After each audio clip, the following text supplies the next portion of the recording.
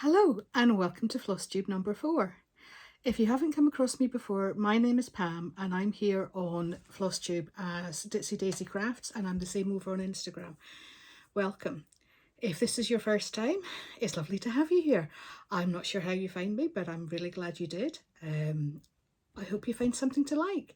And for those of you who are returning viewers, thank you ever so much. It is the biggest compliment you could possibly give me that you come back. So thank you both, whether you're new or whether you're returning. If you haven't already, feel free to hit the subscribe box down below. I'd be delighted if you would do that. And you can also ring my bell, which will let you know if I post any more videos. That'll give you a wee alert about that. So feel free to subscribe, to hit that bell, and just like and comment if you'd like to. I love getting the comments. I always enjoy having a chat with you. So if you feel so inclined, I'd be really happy for you to do that.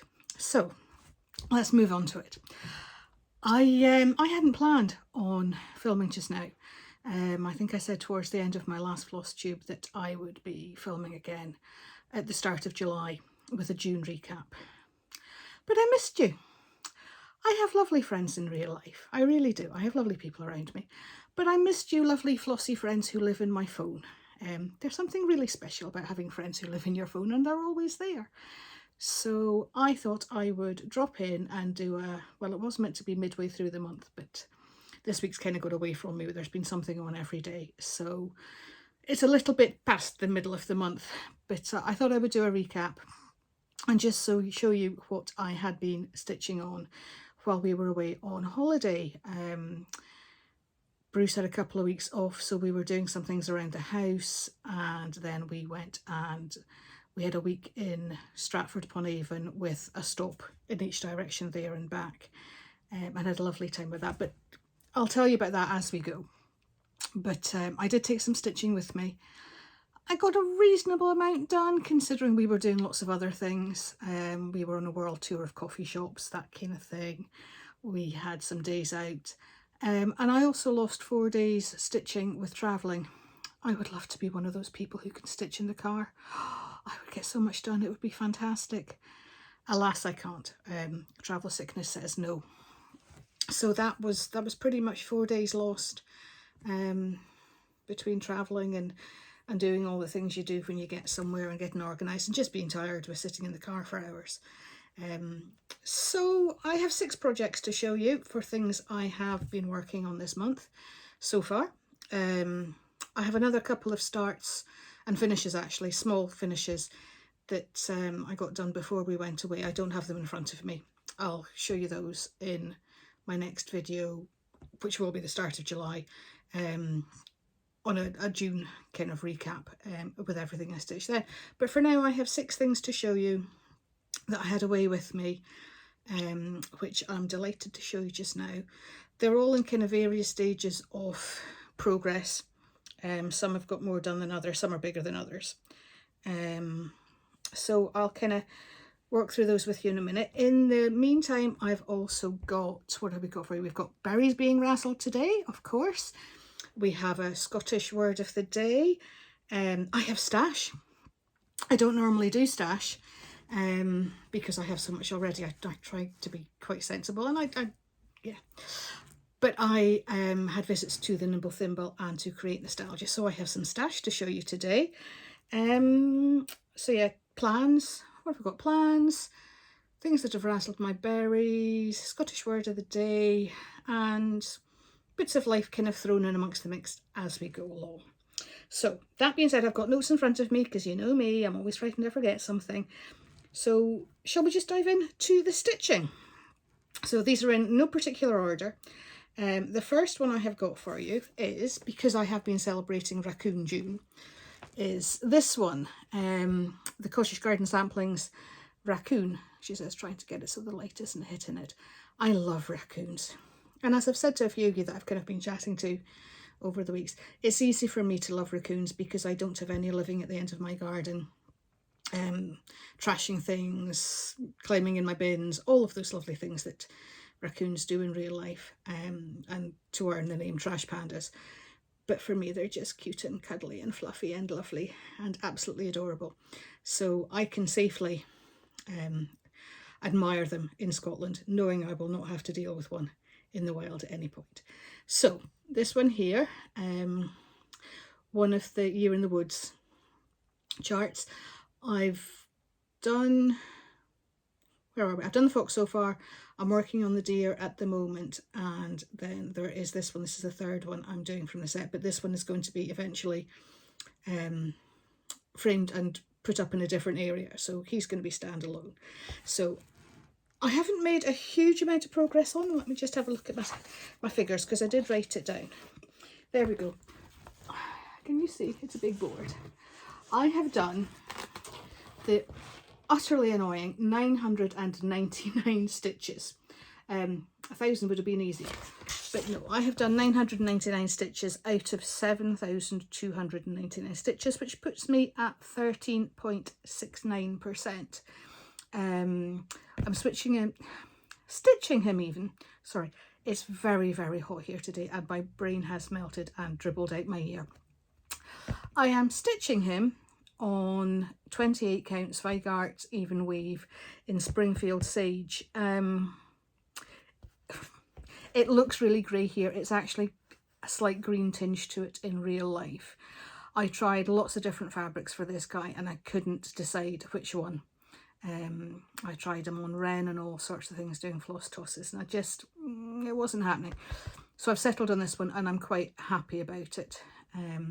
Possibly maybe would have gone for something a little bit more mottled, but I think I'll let him do the talking because he's quite a busy design. I'm stitching this in the Cold for DMC, apart from one. I've changed the yellow 726 for 744. It's just a little bit softer. You can see the yellow in the windows. I'm not sure if that's a house or if it's a church. Well, probably a house, but it's just a little bit too bright for me, so I've softened that down ever so slightly. But other than that, everything I am stitching as charted. So that's the first one. The second one I have got for you is not a raccoon. It's one I've mentioned to you before that I was planning on starting on the 11th of June. And this is it here. This is the Silver Creek Cat Samplers Rainbow Crossing. I deliberately wanted to start this one on the 11th of June because it's the first anniversary of us losing the last of our fur babies, Zach. And I kind of wanted to do it to pay homage to all the fur babies that we have loved and lost over the years. There have been many and they are still missed, all of them individually. But also I thought after a year, maybe it would be cathartic. We still miss him terribly, ever so much. And we kind of still catch glimpses of him out of the corner of your eye. You kind of catch a movement and it's like, it's him. But it's never the same opening the door these days and not having him come to welcome us. So that's what this one's for. So what have I made progress-wise? I've done 946 stitches out of 7,254. Putting me at 12.57%, which I think is reasonable progress, considering all of these projects have had maybe a couple of days, if that, in and around doing other things. So that's me here. I have kind of got to the far end of this side of the design, and I'm now going to work my way across the bridge. It's actually a really pleasant stitch. I'm really enjoying it. It flows, it's not hugely demanding or time consuming. It just, yeah. I was worried that it might be, you know, the subject matter is a bit sad and that I might kind of struggle with it, but I'm actually really, really enjoying it. And I'm glad that I left it a year so I could do it now without it being too raw and I could actually enjoy the process. And that will be displayed in our sunroom so that we see it all the time and remember our fur babies. So that's my second project. Oh, I'm just putting that there. So the third one was one, again, I had a definite starting date in mind. And that was the 12th of June. And that was for this one, which is the gorgeous Robin Pickens Gathering Bright Blooms. I fell in love with this as soon as I saw it released. at market earlier this year. I just fell in love with it. I love the colours. It's so bright and vibrant and cheerful. It's just a joy. And I knew that I wanted to stitch it, and I kind of knew that I wanted to stitch it starting on Ellie's birthday, because she is my beautiful bright bloom. And this is the first birthday that we've been separated. She's still in Florida. She'll be back in 4 weeks. So this is the first time that we haven't been able to celebrate her birthday together. So I wanted to do this to celebrate her in a meaningful way that will eventually hang on the wall and will always celebrate her. So this one I started on the 12th of June to wish my baby a happy birthday. It's just gorgeous. It's I've got a fleck of something on the fabric there. I'm sorry. There we go, that's a bit better. I'm stitching it on a 32 count that I've dyed myself. I had originally planned on stitching it on it's a 32 count fibre on a whim sapphire, which is a beautiful fabric. I've got it kind of put by for another couple of projects I've got kitted up. And I did the floss toss on it and it looked lovely. So I was all set to go with that. And then I had another look at the picture and it's just so glorious on a dark fabric. It makes those colours really pop. They really sing beautifully on it. So I changed my mind.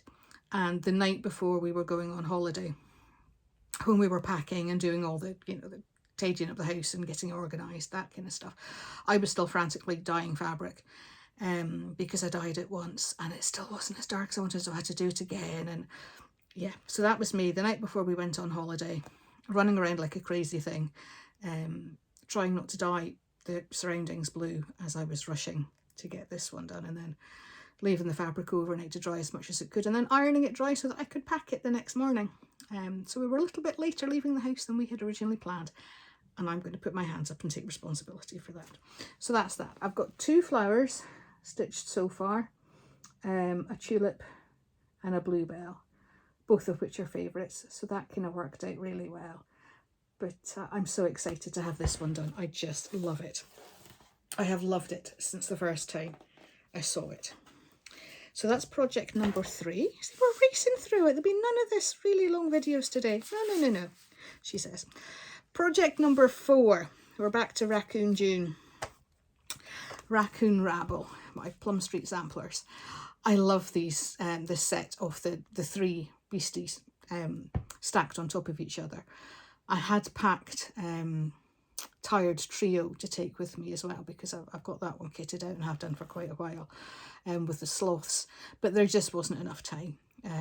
I'll come back and do that one another time and probably finish them and put them together, although I could be tempted with some of the other ones. For some reason, for somebody who doesn't like spiders, I'm really drawn to the little jumping spiders. When I can't remember, is it Jumping Joys? I can't remember what it's called. But the tiny little jumping spiders with the big eyes and the little furry legs. As spiders go, they're kind of adorable. I don't think I could stitch it, but it does call to me. But there are loads in the set, so there might be more yet. I've got an idea how I want to finish this one, but we have to get there first. So this is where I am at. Sorry, I should have said the Gathering Blooms. I didn't give you any stats for that. I've managed to import a photo of it into markup RXP. The chart is over 2 pages, so it's too big to scan to try and import. So I've imported a photo which lets me mark everything off, but it won't give me the stitch total for it or a percentage. So I do know I've done 519 stitches. It will tell me that, but it won't tell me what a percentage is, but it's a small one. So I forgot about that. I'm sorry. So this one, Raccoon Rabble. How cute is this little guy? He is just so sweet. He's lovely. I'm really chuffed with him. I am at, where are we? 614 stitches out of 3,504, which is 17.52%. I'm stitching him on a 28 count fabric flare cafe au lait, which has just got a little bit of light mottling there, which is just lovely for it. I'll be doing the same fabric for the Tired Trio as well, but I just love him. He is just a joy.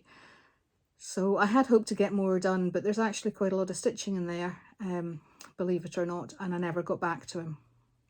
So that's something that I will be looking at this month, getting a few more stitches into him. I don't think I'll get him finished, but I will get him further along the way. So that's project number 4.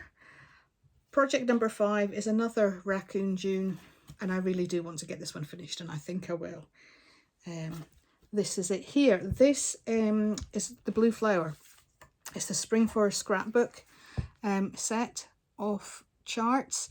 I'm only doing one of them. So if I show you here, I've got the leaflet here. You can see this one, there's 9 in total. And this is part 2, which has the 4 designs. Part 1 had 5 on it. And together they combine to make one big design. Hopefully you can see that okay, and it's not too blurry. But I decided I just wanted to do this one here, the Raccoons, because I love a raccoon and it's Raccoon June and it just seemed the right thing to do. So as you'll see, mine is looking different. The original chart shows terracotta for these flowers here. I was like, I don't fancy terracotta. So I originally thought about making them pink and making them tulips. Tulips are my absolute favourite flowers, and I've got a soft spot in particular for pink ones, although I've never met a tulip I didn't like. So I decided to change mine to pink, and I actually took pink thread with me. And I got there and I'm looking at them and thinking, as you can see, they're kind of spotty, they're kind of hatched. I thought they are actually, is it fritillaria? Is that what they're called? Fritillaria? I can't remember. I know my mum had dwarf ones in her garden. That they are that kind of purpley, mauvey purpley, spotty checkerboard effect. So I decided that that's the colour that I would do. So off I went. I found a Hobbycraft in Stratford and grabbed myself a couple of skeins of DMC and grudged the price of it, but that's beside the point, so that I could do them in that colour. I've made reasonable progress. This one, it didn't go into Markup RXP because the way the charts are, there's 4 across and there was a join. So it's kind of like part is on one side, part is on the other. And I just thought it's easier just to work direct from the chart. I took a photo of the chart so I could enlarge it when I needed to, than it is to try and faff around trying to import it. So I don't have any stats for this, but as you can see, I'm making reasonable progress. I've just got the bigger raccoon to finish. And I'll be there, hopefully. So I'm hoping to get him done. So this is on a 28 count Zweigart Brittany Lagana in light blue. Just a really plain, simple fabric. It's kind of coming across quite grey there, but it is, there we go, that's maybe showing the blue a little bit better there. It's lovely and bright and cheerful, and I'm delighted with it. So yeah, I don't think I'll be stitching any of the others, but for now, it was worth the charter for just to get that one. So where are we now? Ooh, we're on the last one. We've got to number 6 already. Number 6 is one that I'm pretty sure most of you will have seen. It'll be everywhere by now. It's the Primrose Cottage June freebie, the 4th of July round, with the Stars and Stripes flags there. Now, obviously, I live in Scotland. I'm loving seeing all your patriotic stitching, but it doesn't really translate for me here in Scotland. But I thought it's such a lovely design. I'm going to play with it. So I have, and I have translated it into Scots. I have done it. I have managed to design a very stylised Scottish saltire flag. And I have recharted it in my own colours. So you can see the saltire flag there, the Scottish flag, the cross of St Andrews there. And obviously I've had to completely change the colours to do that. So before I forget, it's on a 20 count grey Brittany Lagana, again Zweigart. And I've stitched 1057 stitches out of 1598, putting me at 66.15%. And I'll show you the threads that I am using to stitch it. So if I try and put them all on one page to start with. So again, I was just going to do plain DMC to start with, but I thought, no, I love the muted kind of variations of an overdyed. So that's what I did, and I treated myself when I was in the Nimble Thimble. So we have got here, got Gentle Art Hyacinth and Gentle Art Green with Envy, and then I got this one. It's not very easy to do this when you're not looking, which is Gentle Art's Midnight. Now, the lovely Chris just showed me a bundle of threads, and I kind of like picked this one out because individually it's coming across very, very black there. It's a beautiful deep blue that I thought was perfect. And when you put the three together, they kind of speak to each other quite nicely. So I'm like, yeah, we'll go for that one. And she's like, are you sure it's not a little bit dark? And I'm like, no, it'll be fine. She was absolutely right. I should have paid attention and listened to her. When I started stitching with it, it was just too dark. So I have used a tiny little bit of it just for the flagpoles. She says if you can get it right, so you can just see, just to give it a little bit of pop. I've used the Midnight for the flagpoles. So then, of course, I was looking for a blue. So this is one that I have used. This is, I think, my second skein of it. Classic Colourworks Deep Blue Sea. It's a beautiful variegated blue that I've used. I did one of the Flossabilities, the nautical cushion I did, and it's just beautiful, and I thought, okay, we'll try that, and I'm really delighted with how it turned out. So that is my colourways. I decided that I had the blue obviously for the saltire, but also for our beautiful lochs and our gorgeous coastline. We have some stunning coastline. We've got the green for our gorgeous scenery, our hills and our mountains. And then we have the purple for our thistle. So each of the colours, they go nicely together, but also they have a meaning to me. So whilst that chart originally wasn't going to be able to be anything I could work with, because with the best will in the world, I couldn't justify putting a red, white and blue stars and stripes up on my walls. It just wouldn't make any sense here. I found a way to make it my own, and I'm delighted with it. Like I say, I'm about 2/3 of the way through almost, and I hope to have that one finished this month. So with that being said, let's move on to plants. So with the 6 that I have just shown you, this little guy, I'm hoping to get his face done. I think it would be optimistic to aim for anything more than that. I think it would probably be unrealistic more than optimistic. But his little face, I would like to get done. He will probably stay out for just normal rotation. I think probably most of these, well, they're not hugely seasonal, that I'd be looking at putting them away to pull out next June. So I'll probably just keep these reasonably close to hand, some more than others. I'll get the face done on this little guy, and then I think I'll switch my focus on this Year in the Woods back to the deer and try and get it finished so that I can get it and the fox framed and up together, which is the plan at the moment. But if I could get the face done, I will be a happy bunny. So we'll see what happens when I'm next with you. This one, I'm not sure. I have no set plans for it. I've kind of like got bits I would like to achieve on the other ones, and this one will just float along. It's such an easy stitch at the moment that I could pick it up and put it down whenever I wanted. And yeah, I'm not going to put any pressure on myself or any time scale on that one. I'm just going to let it happen in its own time, organically. The Gathering Bright Blooms. In an ideal world, I would like to get the other 2 flowers in the row stitched, so that I've got that middle row finished. It's a fair bit of stitching in there, So it's maybe going to take a bit more time than I'm really bad for thinking I'll be able to stitch something quicker than I actually can in real life, because, you know, it's like my appetite. My eyes are bigger than my belly. That, yeah, sometimes there's more stitching and it's more time consuming than you'd like to think just looking at the chart.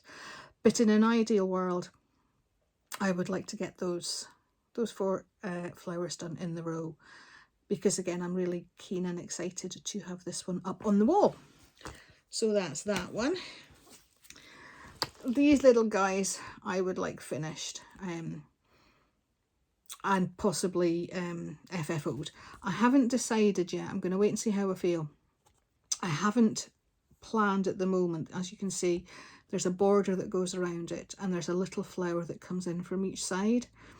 At the moment, I haven't decided if I'm going to stitch that border, that box around it, or just leave it with the 2 raccoons nestling under the flowers that they're holding.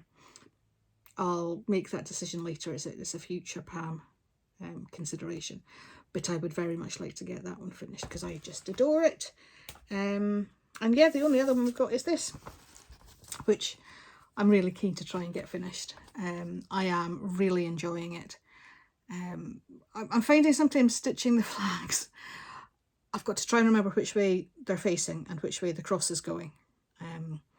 So I actually have to use my brain for that one. But other than that, it's really rhythmical and easy, and I'm really enjoying it. So I would very much like to get that one finished. So there we have it. Only 6 showing you this time, which is a miracle for me. What was it? 21, 23 or something last time. So yes, you're probably either bored or shocked that that's all I've got to show you this time.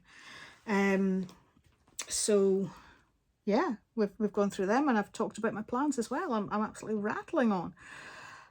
I do have another 3/5 projects that are sitting potentially to start this month. Excuse me, I just going to grab a glove. Lucky Stitches with me again. Yeah, I've got another 3 projects potentially to start, all raccoon related for Raccoon June. I say 3/5. One of them, it's one project in 3 parts. So I don't know whether that's a 3 or a 5. We'll see by the time I've got the other 2. So yes, I'd like to get some work done on those as well. Maybe get 1 or 2 of those finished, possibly. Optimistic. Depends what happens. Life's a bit in flux at the moment. We might have to go away for a few days,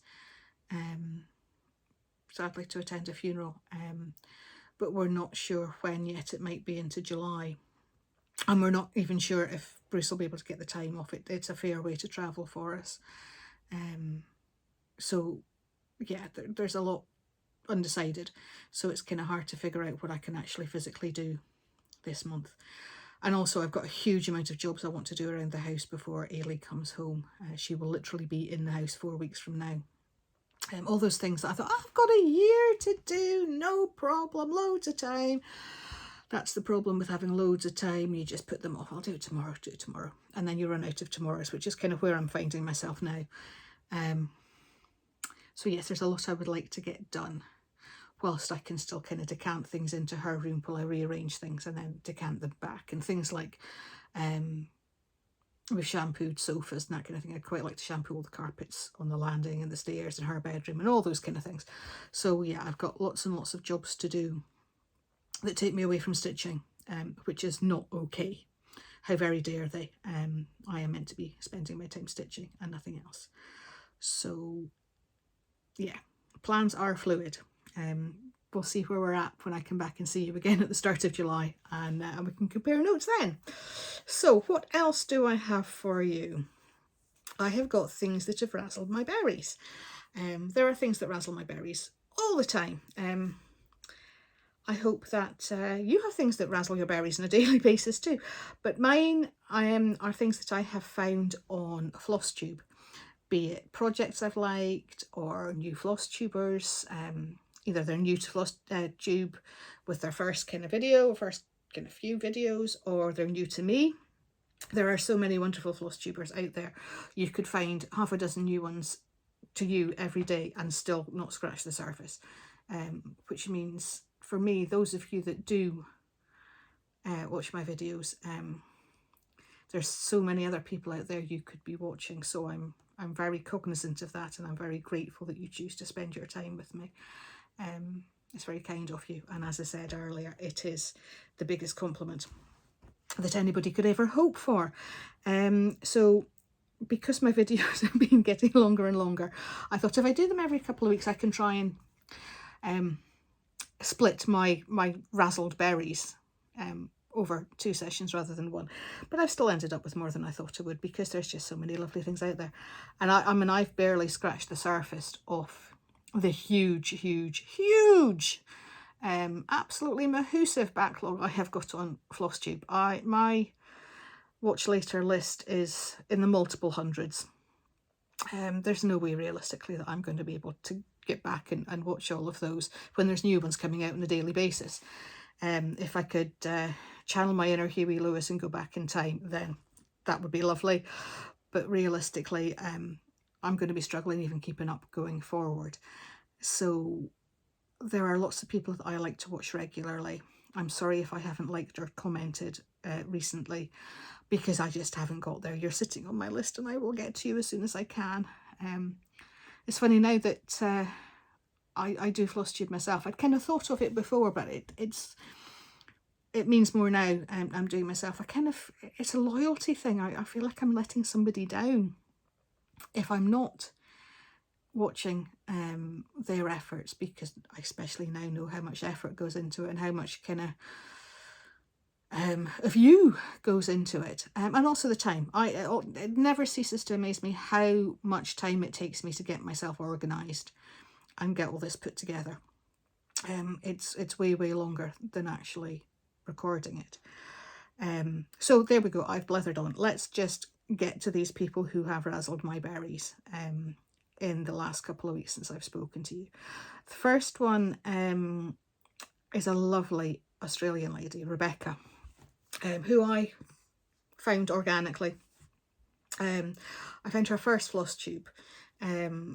Bless her. I don't know if you watched my last Flosstube, you'll remember maybe me mentioning the lovely Lynsey at Stitching Magic 111, who was putting together a series of videos encouraging people to give Flosstube a try. You know, if you'd thought about it, but it always kind of, I can't do that.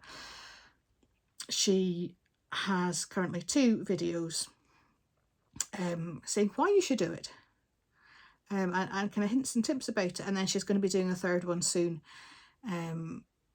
talking you through the process of recording your first Flosstube, which I think is fabulous that she's done that. It's great. So the lovely Rebecca had been inspired by Lynsey and also by Kat of Catkin and Lily to just jump in and give it a go herself. And I'm very glad she did. She's lovely. She's been stitching since she was about 14, I think it was.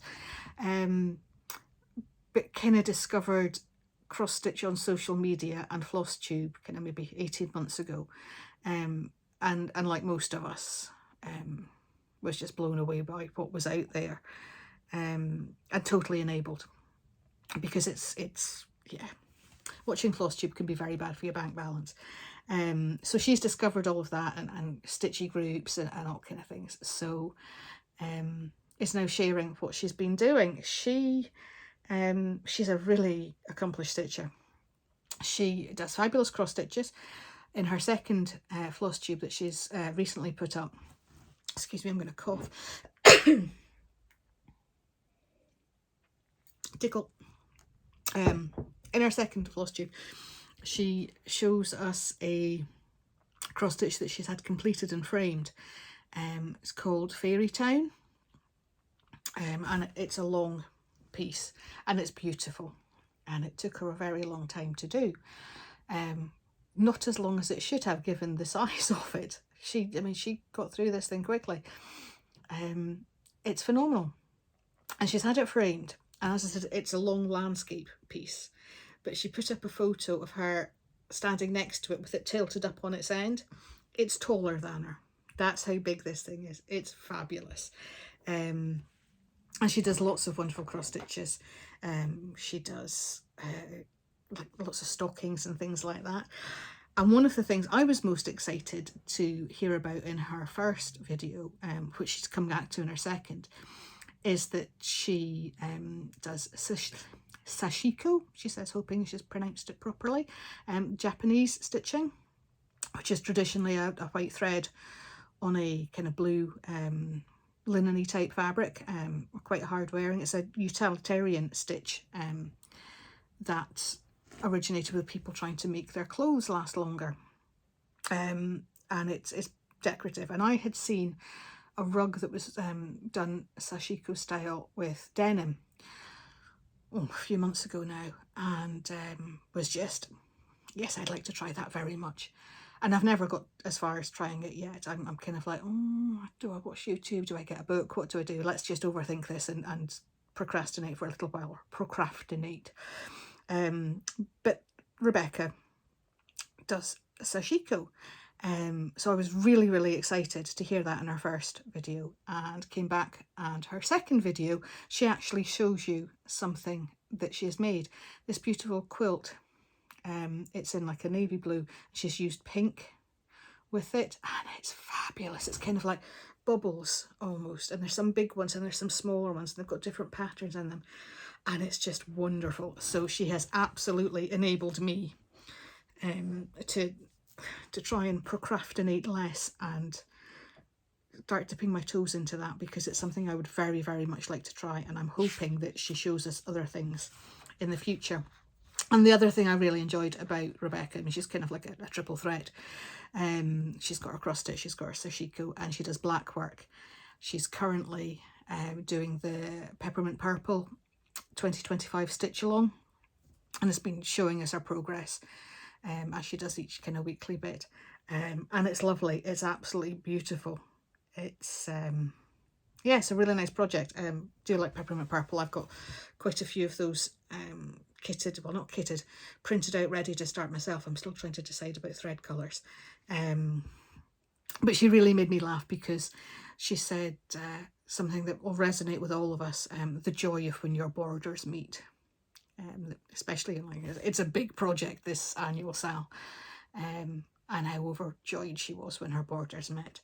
Completely get where you're coming from, Rebecca, and loving watching you working on it.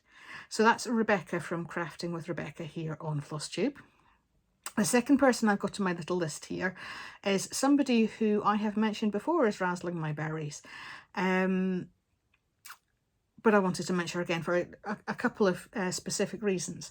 I mentioned Jeanette last time, Bella Rose Needleworks. I'd watched her first Flosstube, and I remember I was telling you, if you watched that one, that she had done There's a Hare in My Garden, the carrot, but she'd supersized it, and how fabulous it was. She supersized something else, which I just love. She was talking about the Primrose Cottage Stitching Quaker, which I'm sure most of you will be familiar with, and one of their more recent designs. She stitched it on fabric called Floba, which I'd never heard of before, and she stitched it with DMC pearl cotton. So it's a substantial size, and it is wonderful. It's so cool, and it would be perfect for a cushion. You know, instead of like the little cushions that we're used to with the beautiful Primrose Cottage Quakers, there's so many. This thing is a substantial. The pearl cotton, of course, is that little bit more substantial. She'd recharted it because some of the colours didn't work. There's not as many pearl cottons as there are the normal stranded cotton. So it's just fabulous. So go and have a look at that. But I'd never heard of Floba before. She said she hadn't either. It was Annie from Dirty Annie's who'd put her onto it. And yeah, I'm quite inspired to stitching oversized. Give it a go. Because it's just, yeah, it's fabulous. I will maybe come back to that with the pearl cotton. So that was the first thing. The second was something that it's stitching related, but it's not a stitchy project. she was talking about how she organises her projects, and she was talking about how she uses index cards. So I thought, I have now started using index cards. I use mine slightly differently from her, but I thought it would maybe be worthwhile me mentioning to you what I do in case anybody finds it helpful, because I know I find it helpful and it kind of keeps me organised and on top of what I'm doing. So basically I have this little, it's like a kind of organiser, you know, pretend wannabe Filofax type thing. So, and this is my stitching that I've started so far for the year. Not all of them are started. So I have got tabs, I don't know if you'll see them, they're kind of see-through, but I've got one tab that's got kitted projects, one that's got things that are started, so anything that's kind of live sits in there, and then I've got one for finished. So they just move from kitted to in progress to finished as I work through them. I have to say I had very, very little sitting in the whips, the in progress started tab, until April, when I started doing the seasonal stitching with Easter and spring and then Halloween, and that kind of section has grown rather considerably since then. But that's kind of how I keep them organised. When I finish the year, I put them in there. So this is just, it's I have like stats for how many I started, finished and all that, and then the cards just sit there. So that I'll then have a record every year. I've got a 2023 one, which has got like a couple of things in it, rather lame. But I thought that way I've always got a record that's easily accessible for what I stitched in what year. So the finishes all go in there and the whips just carry on forward. While I'm working, I pull out what I'm working on for the month. So this is my monthly stitches. So this is what I've got on the go just now.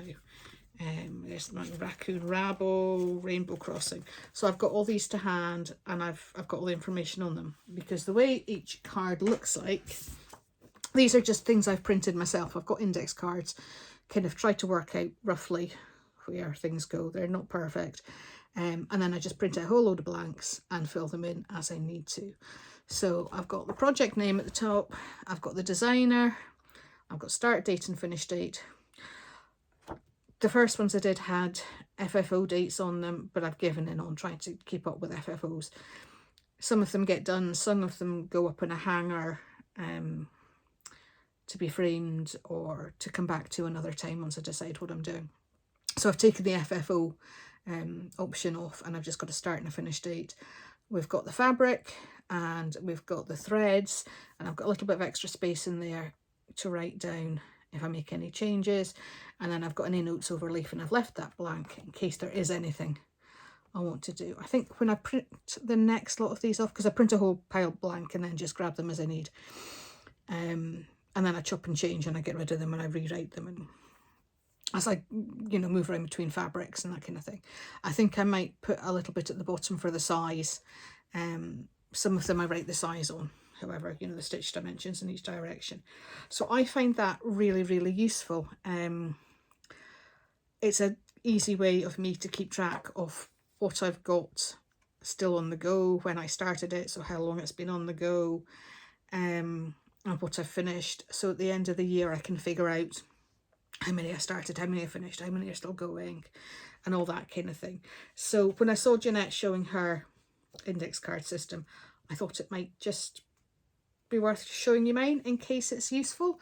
I'm not saying it will be, but it might be an idea for you. So moving on to my next person is Garrett, the coffee stitcher. He's a new Flosstuber to me. I think he's kind of returned to Flosstube after a little break. I hadn't come across him previously. Excuse me. It was actually Stuart and Stitches who I heard about him through, and I went off and had a look, and he's lovely. He has fabulous stitches. He stitches the kind of things I really enjoy, so it's lovely to watch. But what really excited me about Garrett was he stitches Bucilla felt kits. Now I have a box full of Bucilla felt kits, mostly gingerbread related ones. I've got a tree skirt and a wreath and ornaments and all sorts, but I've got other ones as well. I've got seaside ones and Halloween ones. Far too many really to be sitting in a box. That will get done at some point, she says, having started doing other felt things. But Garrett does lots of the Bacilla felt kits, and he's got vintage ones going back, you know, a long time, or, you know, decades. So it was really exciting to watch somebody who enjoys those so much. And he makes changes to kind of like tweak things his own way, which is really exciting. He's currently working on a collection of Wizard in Oz ones, and they're wonderful. They're just fabulous. You can imagine what Dorothy's ruby slippers, all kind of sequins and beaded. They're just fab. So very excited to have found Garrett and those lovely felt stitches, and I'm really hoping he shows us more. I'll be looking out for that moving forward. The next person is one that possibly lots of you will already be aware of. It's Brenda, the handwork maniac. She's a phenomenal stitcher, really accomplished. She's just put up in her latest vlog, her latest Flosstube. It's kind of like a mania recap plus other stitches that she's been working on since the last time she filmed. There are dozens, and I'm not exaggerating, there are dozens of fabulous projects, finishes, works in progress, all sorts of wonderful things. It's definitely worth a look. There are so many projects. It's again, it's a Pam length video. It's not a short video, but it's worth it. There are three in particular I wanted to shout out. I could have had a huge list of things I wanted to tell you about, but I thought it'd be sensible, limited to three. So the first one is Scottish Garden Samplings, the Fabulous House series. She has completed a set of 12 in one large stitch, 3 across 4 down, and it's absolutely wonderful. She's swapped out the Halloween house for the Tudor style house. The Halloween one wasn't kind of floating her boat, or razzling her berries, I should say. So she swapped in the Tudor style house instead, to make up the 12, and it's fabulous. I know individually they look wonderful. I know lots of people who are stitching them individually, or just doing one or two, the ones that take their fancy, but together it's really rather impressive, so that's worth a look. Second one that kind of pinged out for me was she's doing the most glorious memorabilia. She's doing Sleeping Princess, so it's like a Sleeping Beauty. It's just the most gorgeous, vibrant, beautiful colours. It's lovely. It's one of the nicest memorabilias I've seen, and I'm sure it must be an absolute joy to stitch on. And the third is one that I'm sure lots of you have seen. It's a gorgeous chart. I'm very tempted with it myself, because it's right up my street. It's the Halloween Sampler by Teresa Kogut. She's almost finished and it looks amazing. I've told you before, I've got a thing about Halloween stitches. I could stitch them all year round, and that one is just wonderful. So I might consider myself enabled there. But Brenda, the handwork maniac, it's just an absolute smorgasbord of yumminess. There are so many different projects and kind of different styles of things as well. You know, she's quite eclectic in what she likes to stitch. So there's lots for everybody to see there. I'm sure, like I said, most of you have seen her going along, but this latest Flosstube that she's put up, there's just so much in it. It's wonderful. So that's Brenda. And I will link all of these down below so that you can find them. The next person is Judy, from An Aussie and a Kiwi Go Travelling. She has, again, fabulous stitches. But I need to say, Judy, stop. You and all the other people doing this, I need you to cease and desist. Please stop with the long dogs. I am finding it really hard not to jump in there. And I've got far too much on to jump in. But I know there are lots and lots of people stitching long dogs and they're fabulous. I know several people doing Saga. and fish and chips and all sorts. But she has 3 in her latest video, I think it is. She's working on Saga in a really kind of vibrant pink and purple variegated floss, really kind of eye-catching. But she's finished Fish and Chips and Fish is Going on the same big bit of fabric in quite a dark blue on a mottled blue fabric. They look amazing. They look absolutely beautiful, and I would really like to stitch them just as she has. In fact, if she could just send me them, that would be even better. Thank you very much. I know it's a long way from the other end of the planet, Judy, but you know, that would be quite handy. They're just wonderful. Yeah, they're lovely. And she was saying that she was quite fancying Fisherman Friends, which is one of the more recent releases. But she's like, I don't want to start stitching that. I'd rather wait and see if there's a 4th one comes out so that she could do the same thing again, you know, 2 on the same big bit of fabric. And she says it's looking like there possibly is going to be a 4th one in the Fisherman series. So she's going to go and start Fisherman's Friends in anticipation of that 4th one coming out as well. But I need you all to stop with the long dogs because they're just fabulous. They are so intricate. So there's always new things to find, which is lovely. But everybody I'm seeing doing them is doing them in different ways. Plain fabric or an over-dyed fabric, or a plain floss or an over-dyed floss. They're starting in different places. Some are doing it monochrome, some are doing different elements in different colours. There are too many people doing them to mention because I'd be here all day. But you just need to stop because I really can't be enabled any further. I went and I had a look at them all. I had a look on the Long Dog website, and I carried 10 and narrowed it down to 4. I thought, that really speaks to me. I really like that. Most of them are ones that had lots of little critters on because I'm animal mad. But I'm going on the theory that if there are 4 that I can't choose from, I should just choose none until I can work my way through the backlog. But if you like a long dog, go and have a look at Judy at an Aussie and a Kiwi Go Travelling to see her lovely ones. And that the finish of the 2 fish ones on the same bit of fabric is just wonderful. I really love it. And another one that she has enabled me that I will be getting at some point, not sure when, is a Rendale Flight of the Bumblebee.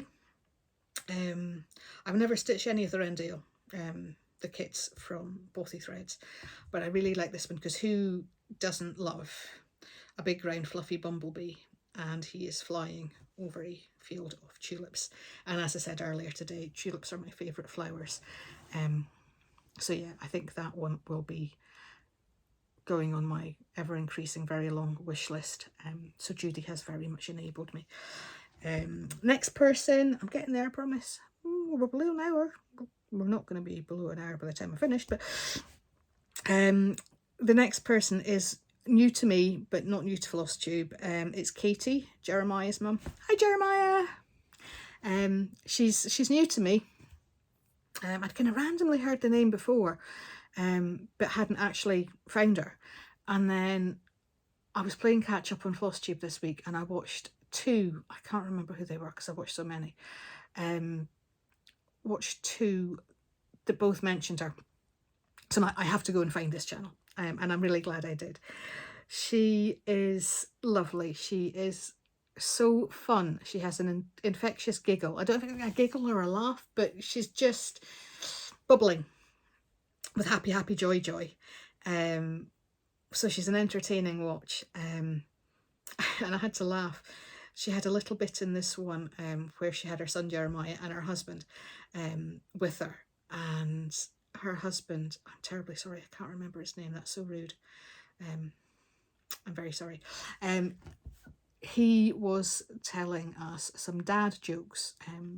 It was something to do with a challenge prompt that she was answering. I think it was to do with Father's Day and so dad jokes. And they were proper cringeworthy dad jokes.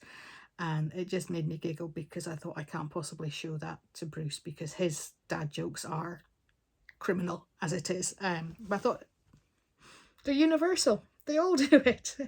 But yeah, thoroughly enjoyed watching her. And she had one project that was just, lots of projects that were good, but one that was a wow. It's a patriotic project. So again, not something that would be something I would stitch for my own home because it's just not appropriate. But I've looked at the designer's Etsy shop and there are some other fabulous things on there. It's Kitty and Me. That's the name of the Etsy shop. Really quite stylized designs, lots of cat ones. I suppose the clue's in the name, Kitty and Me. So yeah, definitely a few that I would be tempted with. But the one that that Katie is doing is a patriotic eagle. So it's very stylized with an outline, and there's kind of gold filament on it. And then it's filled in patterns. So it's almost kind of a cross between like a blackwork and a cross stitch and a quilt with the different areas of different patterns within this in red, white and blue, this eagle with the most piercing eyes. And it's just fabulous. I think it's probably not something I could convert to a Scottish colour scheme the way I did the Primrose Cottage round. But have a look at that, and I'm also going to have a look at the Etsy shop. Fabulous designs. I've got a few favourited. And the last Flosstube I want to shout out is, again, it's somebody I've mentioned before. I mentioned this person last time, but I couldn't not mention her again. It's the lovely Ellie at Stitch and Bee for Ease. She's just a joy. She is so positive and energetic and enthusiastic, and the happiness just kind of radiates off her. Last time I mentioned her because she was doing this Bee's Got Knees from the Spring Mingle, but she was doing it on this fabulous maroon fabric, and just how wonderful it looked on that. She's done it again. She's stitching a project for a work colleague, and she's doing it on this fabulous azure fabric. She's just got such an eye for moving things onto quite a bright coloured fabric and just making it work. So yeah, that's another lovely one, Ellie. You're just an inspiration when it comes to choosing fabrics. In fact, I actually was tempted. I nearly bought similar fabric when I was at Create Nostalgia, but I refrained, and behaved myself. And I'm trying not to buy fabric. I'm trying to think about trying to dye it myself, because I've got loads and loads of plain white that I can dye whichever colour I want, or try to dye. But yeah, she did it again. But the real reason I wanted to mention lovely Ellie is because she just got engaged. And I just wanted to shout out a huge congratulations. She's a happy, joyful person at the best of times, but you can just tell that she's had this lovely few weeks of being newly engaged. They were away on holiday, and it sounds like it was quite romantic and lovely. Go and watch her Flosstube. It's her story to tell, it's not mine. But I just wanted to say congratulations. You're a lovely girl, and I'm so happy for you. You deserve all the happiness in the world. And I'm just so proud of her because she admits that she hasn't really thought about any wedding plans yet, but she's working on her plans for engagement stitching and wedding stitching. That's where the priority is. It's all about the stitching projects. So that just made me giggle. I thought that's just so lovely. So they are the people who have razzled my berries here on Flosstube. I do have another couple of things I wanted to mention to you. And these are freebies that I have found on Instagram. One of them, the first one I've got here, you possibly will have come across already, because I know a couple of people have shared it. But it's this one. Oh, try again. There we go. This one here. I'll try and get the light so it's not reflecting. This is from Cute Patterns by Maria. It's called Summer Night. It's a lovely little wooden cabin in the woods underneath a night sky. I have downloaded this. I will definitely be stitching this at some point. A little cabin in the woods is Bruce and I's idea of heaven. If it's got a hot tub with it, then even better. We do like a hot tub. There's nothing nicer than sitting in a hot tub at the end of the day, watching the stars through a forest canopy. So that is something that's, yes, very, very kind of personal for me, that I would love. So that's the first one. So that's from Cute Patterns by Maria. You'll find her on Instagram. And the second freebie is from Charlotte Pattern Lab. And it's this one here. It's this funky little fox. Isn't he wonderful? He's just great. He's kind of got some kind of random patterns on him, a kind of a teal colour that really works well with the lovely russets of his coat. He's a little bit funky. And yeah, he's wonderful. You know, both of these designers do have other freebies. I'm just showing you the most recent ones that I've found. But that's Charlotte Pattern Lab. You'll find her on Instagram. I think both of them have Etsy shops, because I've been and looked at them, so they must have. But yeah, that might be an autumnal stitch for me. I just think he's lovely. So that's that. So that's the end of my berries being razzled for this video. What else have we got? Oh look, we're over an hour and we haven't finished yet. I am not good at this, I'm sorry. Oh, I just realised I put one to the other side, Raccoon Rabble. I never got round to tell you what my plans were for this. I put it to the left instead of the right. We'll try and finish that pumpkin. Yeah, I think with all the other things I would like to do, that will be a start. But that's something that will be staying in the close at hand work on pile. So, stash. Like I say, I had a fabulous day.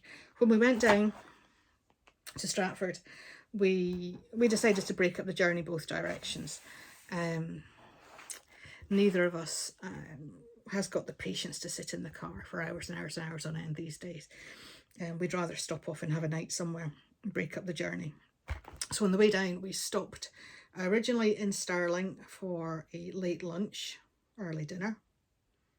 We'll call it dinner. There's a really lovely restaurant, the Riverside, I think it's called, that's just off the motorway, which is superb for celiacs. So it's a joy for me to go to. There's lots and lots for me to choose from. And I feel very safe eating there. So we stopped there and then we ambled our way down to the bottom of the Lake District to Ulverston. I suppose I could tell you all the stories now.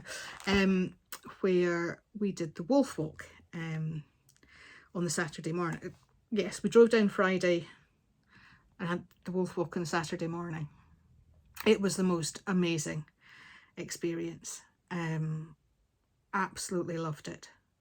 I had been ridiculously excited about it beforehand. A little bit worried, not scared in any way, other than I was scared of that kind of like looking at them, going, oh, puppies, I need to cuddle you, and just, you know, forgetting that actually that they're wild and they have big teeth, and they probably don't appreciate some random woman wanting to hug the stuffing out of them. So that was my fear, that I would just get too excited. But it was just the most wonderful experience. I would do it again in a heartbeat. I have put some photos on Instagram to show some of the wolves. There were 4. 3 of them we took out. We kind of took it in turns, walking all of them, which was, you know, even walking them, you could tell their different personalities and their different place in the pack, and what their kind of responsibility was. The 4th one had not wanted to come out for a walk. He was like, I'm not putting on my harness, his collar, so he was left behind in their enclosure, and he wasn't happy to be left behind. He's like, come back, come back, come back. So he was very excited when we all then went up to the enclosure, and we went in and spent a fair bit of time with them in their own turf, with them just running loose and deciding whether they wanted to come to us or not. We did get to give them some treats there. We gave them some kibble rather than any kind of raw meats or anything, which meant happy puppers. And yeah, you were kind of very aware that they are wild animals. They're not domesticated. They play nice, and they were really chilled and at ease having us there. Didn't put them up nor down, but at the same time you're very aware that kind of they're the boss. and you have to respect that. But at the same time, you kind of, you're a boss at the same time, kind of like the people who run it. It's a husband and wife team, and they're incredibly passionate about it. They're kind of like the pack leaders. So there's like a hierarchy, very much a hierarchical society between them. So it's kind of like trying to fit in where you are within that pack. So I was going to show you this a bit later, but I'll show you it now in case you hadn't seen it on Flosstube. Oh, I'm going to have to put my volume up. I'll go back to the start. I don't know if you'll be able to see this properly, she says. Why will that not? Technical difficulties, please excuse me. It is just not wanting to... I'll just show where we're at. They let them howl to start with. That boy there, he was my absolute favourite. I would have taken him home in a heartbeat. I don't know if you can see, you can even hear it, but can you see how heavy that rain is? It was absolutely torrential. Thankfully it eased off as we were walking, and we were able to kind of relax and enjoy it more. But that guy there howling, the noises he made, that kind of chattery one. I used to have husky back in the day, and Missy would howl, and she would make those very same noises. He was the only one out of the three that were howling that made those noises, and it was just like a little nod to the past by Missy, and he was just so handsome as well. So yeah, that kind of added an extra layer of lovely, but as you can see, it was wet. It was very, very wet. We'll come back to that later though. So yes, and then we went down, drove down to Stratford-upon-Avon. After that, the rain, although it had eased off for kind of like later in the experience we were doing the Predator experience, it got harder and harder and harder as we went down the road. It was torrential. It was the kind of struggle to see the cars in front of you. Bruce was getting really annoyed at the cars that didn't think to put their lights on because the visibility was so bad. Everybody should have had running lights on. But we got there. We had a fabulous few days, lovely lodge, found some fabulous places that I could eat, some really nice gluten-free places down there. Stratford's beautiful, gorgeous, gorgeous town. We had a pootle around on the river. We didn't do any of the whole cultural Shakespeare thing. That's not really us. But we did go to a cat cafe for Ellie's birthday. Since we couldn't be with her, we went to see cats instead, and we sent her lots of photos. There was 8 cats, all named after Shakespeare characters, and they were wonderful. That was a really fun way to sit and have a coffee, and we shared a cake and it was lovely. What else did we do? We went to Warwick Castle. We got up that day and it was like, not sure about the weather. It was very dull, very overcast. The forecast wasn't looking wonderful. It was really, really windy. Trees were bending outside our lodge. So we thought, right, well, we'll take our waterproof jackets with us just in case.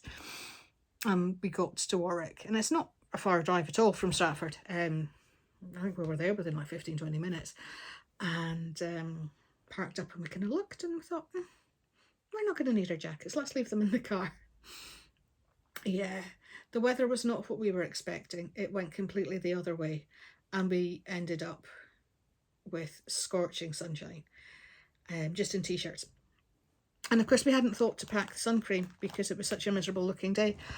And we sat outside for 2 shows. We watched a jousting show, which was fantastic, absolutely wonderful, and a falconry show, which again was just fantastic. All sorts of different birds, really, really good. We've seen lots of falconry shows. This one was very different from anything we'd seen before.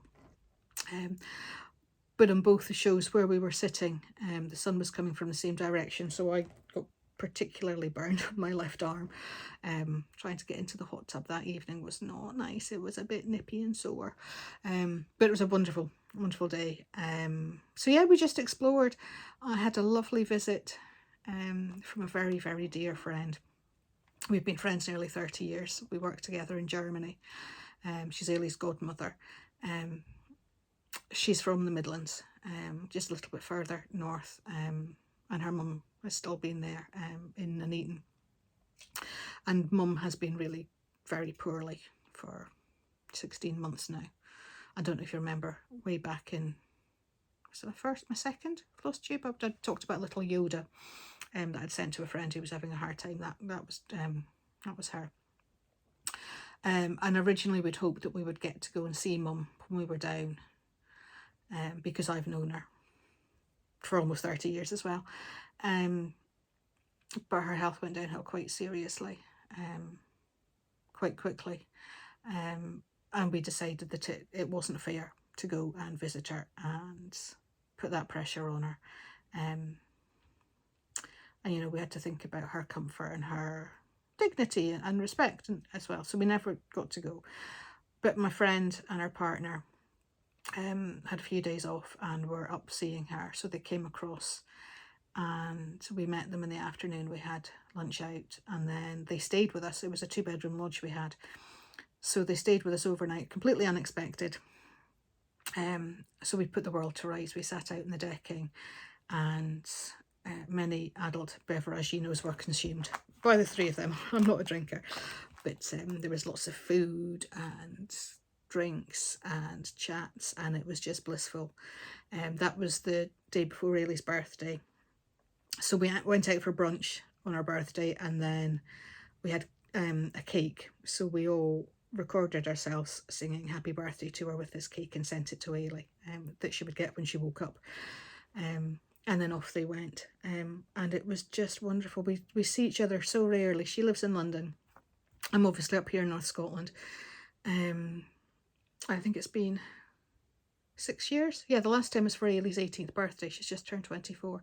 We went down and had a few days in London with them and catching shows and things.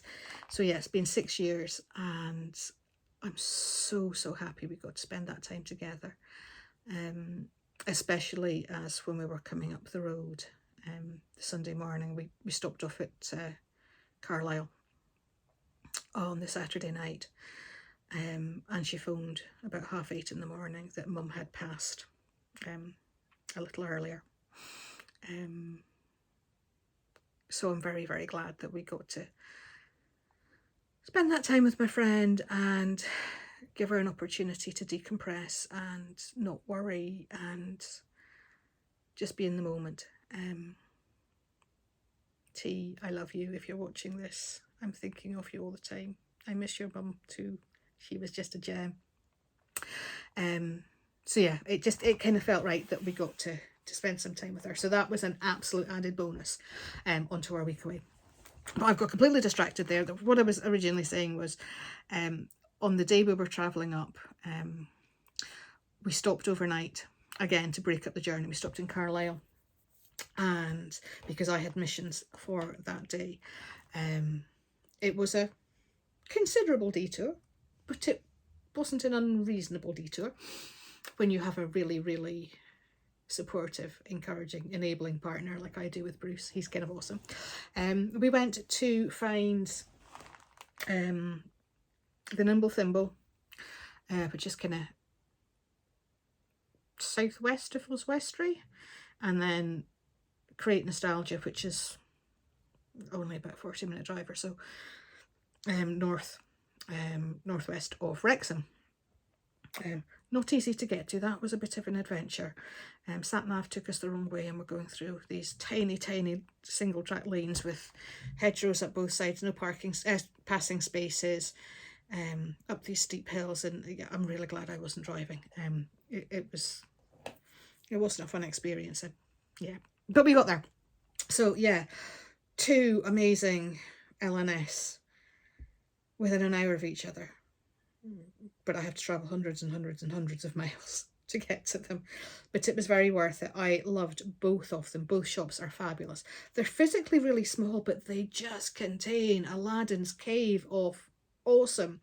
And it was really entertaining for me because I was going through these charts and I was like, oh, so-and-so's stitching that, and oh, that so-and-so's just finished that. Oh, I recognise that when, you know, this person's doing that. And it was just like a Flosstube kind of like homage. And when we got to Nimble Thimble, Chris is like, she said to Bruce, would you like a coffee? And he's like, oh, yeah, that'd be lovely, thanks. I'll have one with you. So the two of them sat, she's got 2 armchairs, and they sat in these armchairs, and the two of them put the world to rights. They had a right good chat when I was looking at everything. And then we had a real giggle when we finally found Create Nostalgia too. We had a giggle with the ladies there too. Lovely people. I was completely overwhelmed. It was like starving in a desert for months and months and months.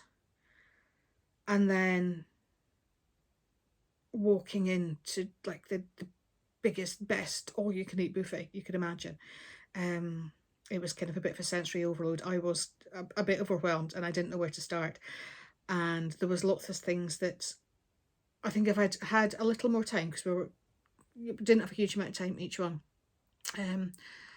I would possibly have come home with more. That being said, between the 2 shops I did spend a couple of £100. But yeah, I could have got lots and lots more. I didn't get any fabric because, as I said before, I'm trying not to buy fabric. I was very restrained with the Halloween charts. I could have filled the card just with Halloween charts. I could have spent that £200 on Halloween without thinking of it.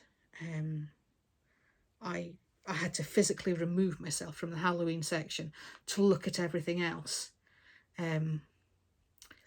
Because I was just stuck in that corner and I was just like, ooh, ooh, ooh, the whole way through. That means that I did get a couple of Halloween charts. So I'm going to show you what I did get. What I've got in front of me is between both shops. So I got a whole load of fancy floss. It's mostly Weeks Dye Works. What's the other one I've got in there? Gentle Art. These are ones that I specifically needed. There's still a few that they weren't in stock. Most of them are for Silver Creek Olivia Oakerleaf, which I'm planning on starting probably in September. Although there are a couple of other, there's some Christmas ones I needed, and this is for a Yasmin Made with Love chart that I've got to do. So yeah, I can't even think how many is there. There's probably about 20. And there's also some of the ones that I got when I was doing the Primrose Cottage round. So they don't count as being over the top because they were needed for a project. So I was just spending that money in person rather than ordering over the internet because I needed to get them. So needs are absolutely justified. I treated myself. I haven't done one of these before. A Mill Hill bead kit. I kind of curse at beads. Not because I don't mind beading. It's just threading the bloody needle. If I'm perfectly honest with you, I don't like that. So yeah, so it's Raccoon June. So I had to get a raccoon. So I'm going to give that a bash. I'm hoping I might actually start that this month for one of the projects. Sorry, I'm fighting sparklies on myself. I don't have the little fancy magnetic frame doodah for stitching on paper, perforated paper. So I'm hoping I'll manage that just in hand. Like I say, it's new to me. I've never done anything like that before. I've beaded plenty, but not perforated paper like that. So we'll see how that goes. So there's him. What else have I got? Oh, I treated myself to some buttons. There were hundreds and hundreds and hundreds of buttons. From, I think these are just Another Button Company, and I didn't know what to pick. It's for a specific project I had in mind, but I couldn't decide between them, so I just grabbed 3. But I know I can go back and order more because they've got hundreds from choose from. They're just wonderful ones. And I did get another button. I don't know if you can just see a kind of a bit of it there. It's hidden in a little pocket inside. This was actually a free chart from Chris at the Nimble Thimble. Do like a watermelon, and you can see the button on it there. Yes, that'll be okay. But this was free, and it's a wonderful sunflower button, and I've got some sunflower charts I need to do, so I thought I shall have that, and if I do the chart, I do the chart. If not, I've still got a fabulous button out of it. So put that to the side there. There's that. Now this is one of the Halloween pieces. It wasn't my choice, but Bruce saw this and fell head over heels in love with it. For some reason, it really spoke to him. He's just like, yeah, I really like that. So I got it for him. I don't know when it'll get stitched, but I got it for him. And Chris is very good at kitting things up. She does a lot of drawn thread, where she kits up with the fancy flosses, so you don't have to buy a full skein of like the silks and things. And she's kind of kitted here the more unusual items. I'm saying there's nothing unusual about a Kreinik, but your non-standard DMC. So everything thread-wise and kind of notions-wise other than DMC is included in that one, which makes kitting it a lot easier because she's done most of the hard work already. Excuse me. And speaking of drawn thread, they had lots of really good Halloween ones, so I couldn't resist having one, and I went for this one because I just love it. So it's the first time I've stitched a drawn thread chart. There were lots I could have quite happily taken home with me, but I thought, no, just be sensible, just get the one for now.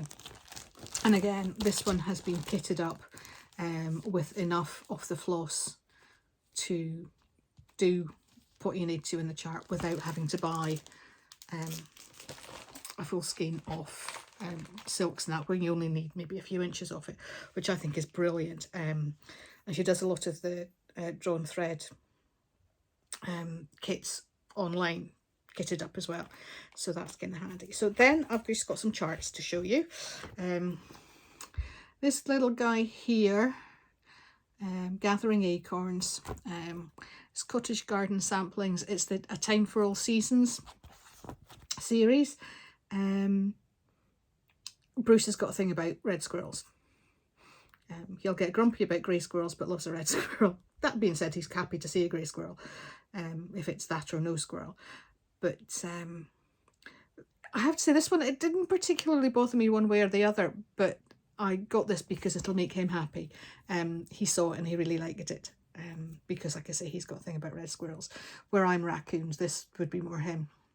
So I got that to do for him at some point. This one is because of the lovely Jason at Jason Cross Stitches.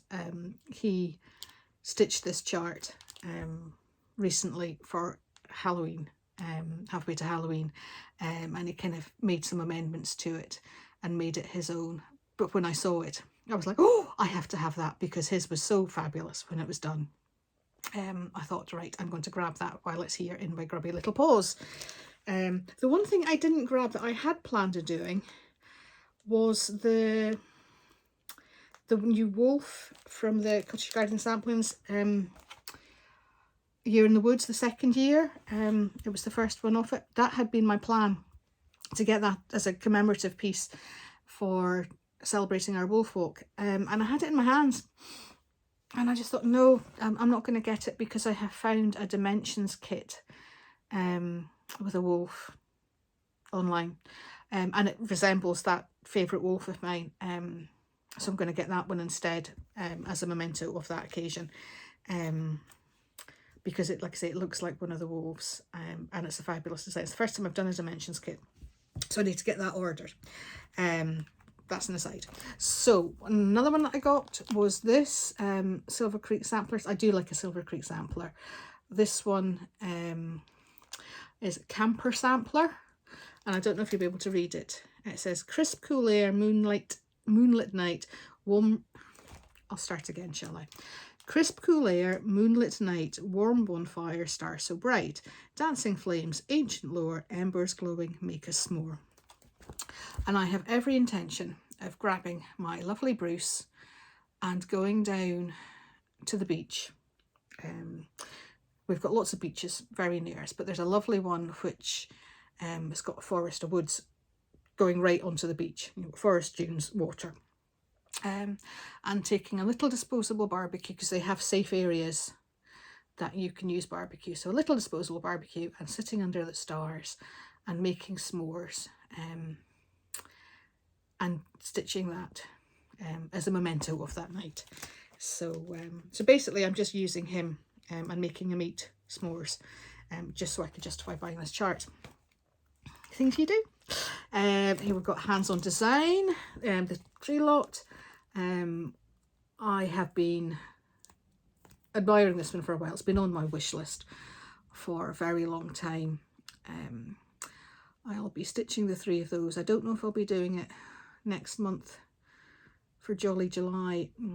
I don't think I've got far too many things already kind of like lined up for that, and Ellie coming home and all the stuff that needs to be done. So maybe not starting that quite yet, but my intention is to not stitch them as rectangles, but to stitch them as actual tree shapes and do the 3 of them, and maybe do them on slightly different heights, stagger the heights. We'll see. But I've been coveting that one for quite a while, so I now have it. We've got Shepherd's Bush.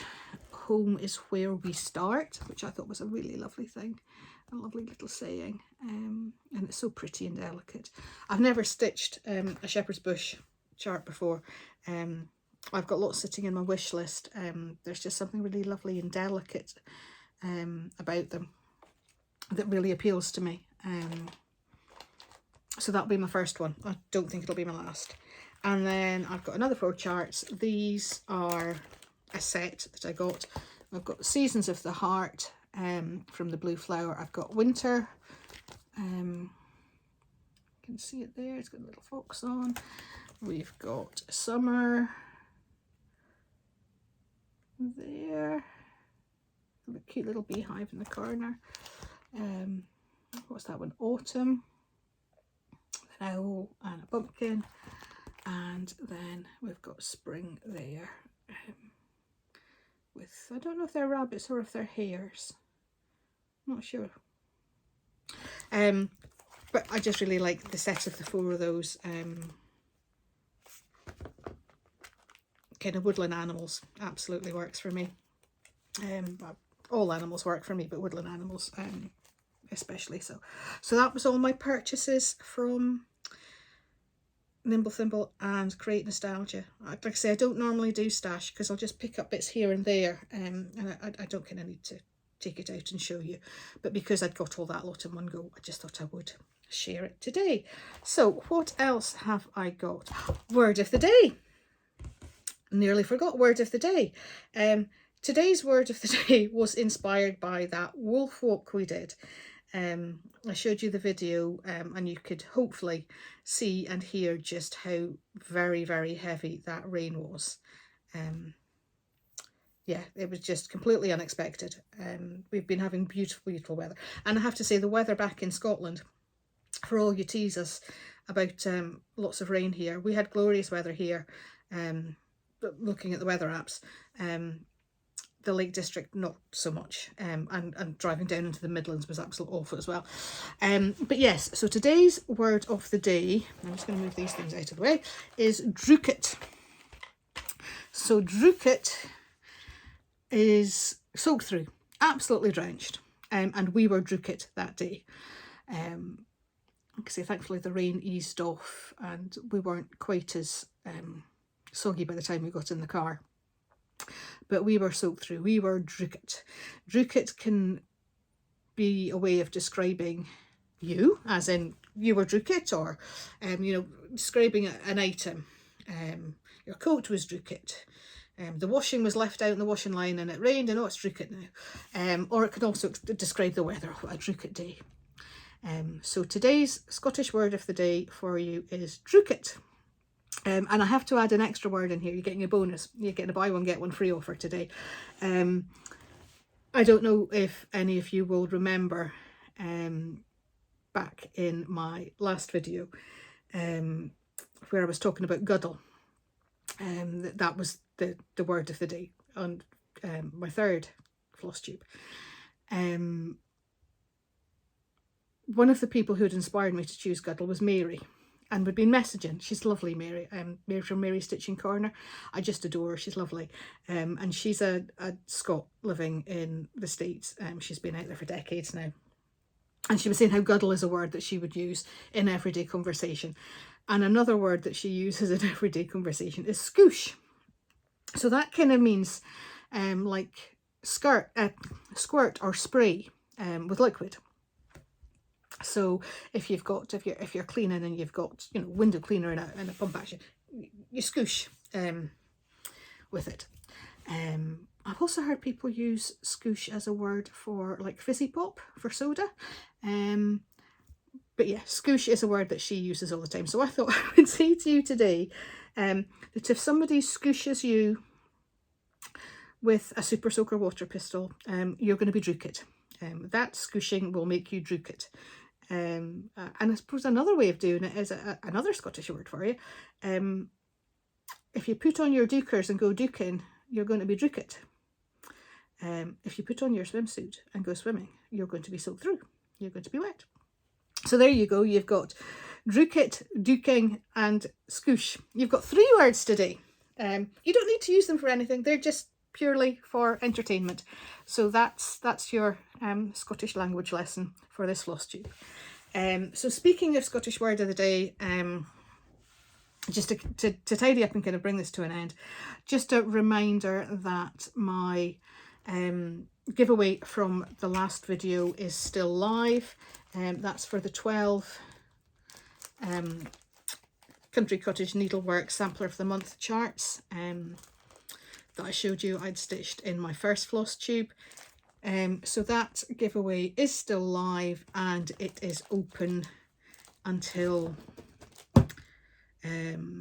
midnight British Summer Time on the 30th of June, after which I will use the random comment picker to pick a comment that, if it has the word in, will be the winner, and I will send those on to you. So yeah, it was just a reminder about that. Although one other thing I just had to, this made me giggle. The previous giveaway, I'd sent it to Wendy before we went off on holiday, literally the day we went on holiday. We put it in the post. And I got a lovely e-card from her. It was fabulous. It was cats playing on a piano with a kitten, and it just made me smile the whole way through. It was so fun. It was a really, really lovely e-card. And she put a little message in it just to say thank you and let me know that it arrived. But how small a world is this? I had written my return address on it, as you do when putting things through the post. So she'd obviously seen that when it had arrived. It was on the back.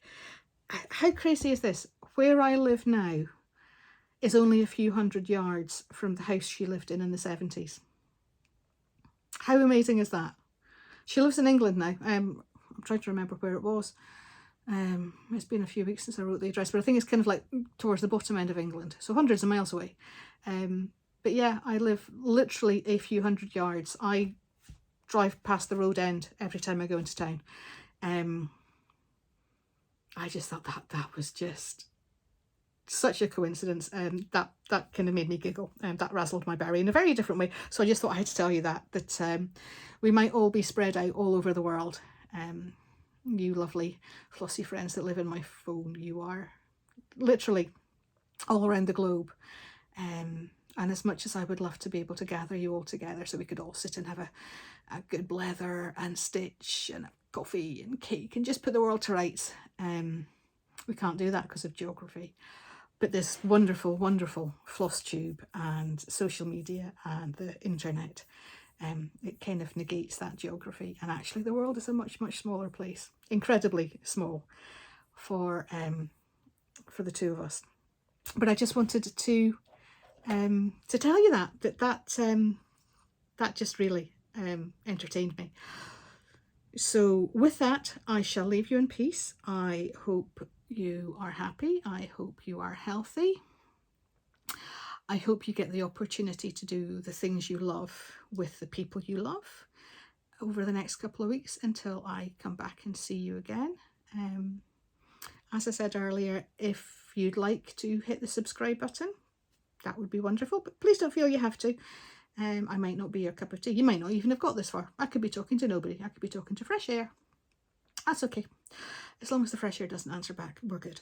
But yes, if you want to leave me a comment, I will be delighted. Likes are always very gratefully received, but again, you don't have to. It's not compulsory. I'm here because I'm enjoying it and I like speaking to you. And if any of you are sitting listening, I hope you enjoy it from your side. But for now, I shall say goodbye and I shall wish you well. And I'll see you soon. Take good care of you. Bye-bye.